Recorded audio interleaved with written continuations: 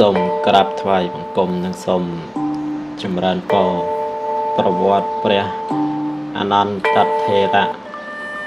ព្រះអនន្តជាឱរសព្រះសុកោតៈក្នុងសក្យត្រកោដែលជាអនុជព្រះសុទ្ធោតៈហើយព្រះអនន្តជាអនុជ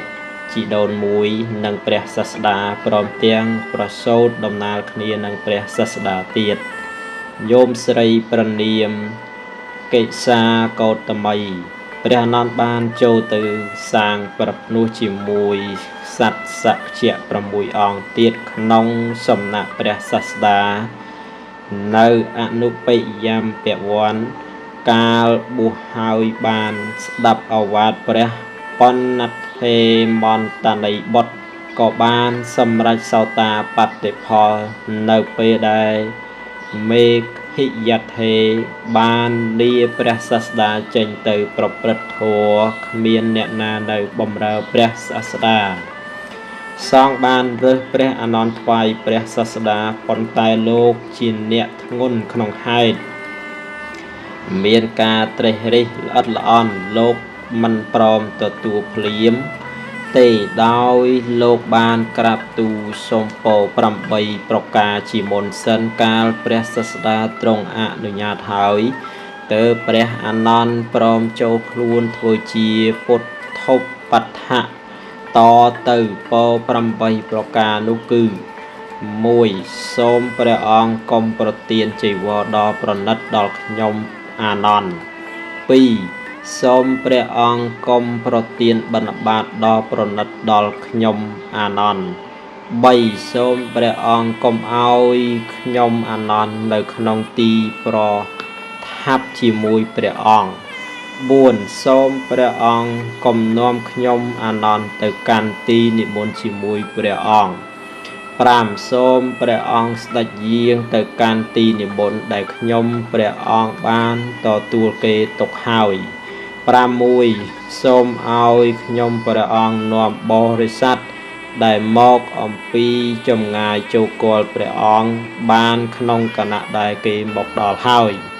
7បើមានសេចក្តីសង្ស័យកើតឡើងក្នុងវេលាណាសូមឲ្យខ្ញុំព្រះអង្គចូលគាល់សួរបានក្នុងវេលានោះ8បើព្រះអង្គទៅទេសនារឿងអ្វីក្នុងទីណាដែលខ្ញុំព្រះអង្គមិនទាន់បានស្ដាប់សូមព្រះអង្គត្រាស់សម្ដែងរឿងនោះដល់ខ្ញុំព្រះអង្គហេតុដែលព្រះអនន្តបានសូមពរទាំង8នេះព្រោះលោកយល់ឃើញហេតុ3យ៉ាងគឺពរ4ខខាងដើមគឺដើម្បីជៀសវាងពាក្យនិន្ទាអនន្តធ្វើពុទ្ធបដ្ឋៈ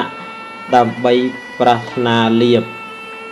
ព3បន្ទាប់មកដើម្បីការពារពាក្យនិន្ទាថាអនន្តប្រឹងបំរើព្រះសាស្តាធ្វើអ្វីបើគ្រាន់តែមានការពឹងពាក់បន្តិចបន្តួចក៏ធ្វើមិនកើតដែរពោខាងចុងបង្អស់ដោយលោក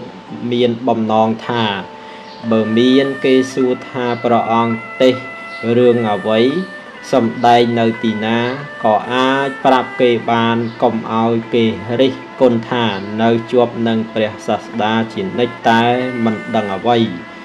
ព្រះអនន្តមានព្រះតីស្មោះត្រង់នឹងព្រះសាស្តាណាស់រហូតដល់ទៅហ៊ានលះបង់ជីវិតថ្វាយព្រះសាស្តាដោយការលោកទៅឈរពាំងដំរីនីឡាគិរីការពីព្រះសាស្តាជាដើមព្រះអនន្តថេរៈជាសាវកមានស្មារតីរឹងប៉ឹងចេះចាំប្រធរទាំងអស់ហើយឆ្លៀសវៃក្នុងធម្មទេសនាណាស់ដូច្នោះបានជាព្រះបរមសាស្តាទ្រង់លើកដំឡើងថាជាកំពូលនៃភិក្ខុទាំងឡាយខាងពហុសោត1មានសតិ1មានកតិ1មានព្យាយាម1និងថាកថា1ឧបដ្ឋៈ1បាកាលព្រះបរមសាស្តាបរិនិព្វានព្រះអនន្តមិនទាន់បានសម្រេចអរហត្តផលនៅឡើយលុះ3ខែកន្លងមកមុននឹងធ្វើបឋមសង្គាយនាតែ2-3ម៉ោងប៉ុណ្ណោះ ទើបលោកបានសម្រេចអរហត្តផលក្នុងចន្លោះឥរិយាបថទាំង4ហើយតមកសង្ឃក៏បានសម្រេចរើសលោកបញ្ចូលក្នុងជំនុំសង្ឃជាគម្រប់500អង្គហើយលោកទទួលនាទីជាអ្នកដោះស្រាយប្រសូតនិងព្រះអភិធម្មបិដកក្នុងបឋមសង្គាយនារហូតទល់ចប់កាលក្រោយពុទ្ធបរិនិព្វានព្រះមហាអនន្តបាននិមន្តទៅទេសនាប្រសាទដោយព្រះសម្ពុទ្ធដែលលោកមានព្រះជន្មវែងណាស់គឺព្រះជន្មដល់ទៅ120ឆ្នាំលុះពុទ្ធបរិនិព្វានបាន40ឆ្នាំទើបព្រះអនន្តបរិនិព្វានមានសេចក្តីដំណាលថាការលោកដៀបនិងបរិនិព្វានត្រង់ទេសនាប្រោះពួកញាតិបានសម្រេចមគ្គផលរួចក៏ធ្វើបដិហាផ្សេងហើយអធិដ្ឋានថា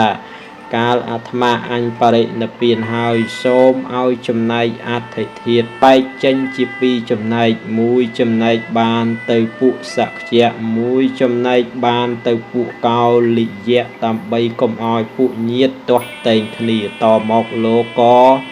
ហោះឡើងក្នុងផ្ទៃអាកាសរួចបរិនិព្វាននៅលើស្ទឹងរោហិនៃចន្លោះនគរកបលភ័ស្ត្រនិងកោលិយៈភ្លើងក៏ឆេះប្រកាយឬខ្យល់បក់ប្រធាតបចែកជា2ចំណែកពិតមែន